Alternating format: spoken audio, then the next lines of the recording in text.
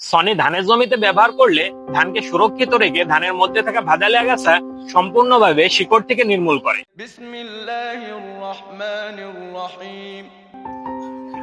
আসসালামু আলাইকুম ওয়া রাহমাতুল্লাহ। ধানের জমির প্রধান আগাছা দমনের জন্য আমরা দুইটি ভিডিও দিয়েছিলাম, একটি কাউন্সিল নিয়ে, অন্যটা বেন্ডিয়াম প্লাস নিয়ে। কিন্তু কাউন্সিল বা বেন্ডিয়াম প্লাসে সকল আগাছা দমন হলেও ভাদালে আগাছা দমন হয় না। তাই ধানের জমির ভাদালে আগাছা দমনের জন্য আমরা নিয়ে আসলাম অন্নদাতা লিমিটেডের সনি। সনের মধ্যে রয়েছে ইটক্সিসালফোরানের মতো শক্তিশালী উপাদান, যা ভাদালের শিকড় পর্যন্ত মেরে ফেলে। এই গ্রুপের যে কোনো কীটনাশক যে কোনো কোম্পানিরটা আপনারা ব্যবহার করতে পারেন।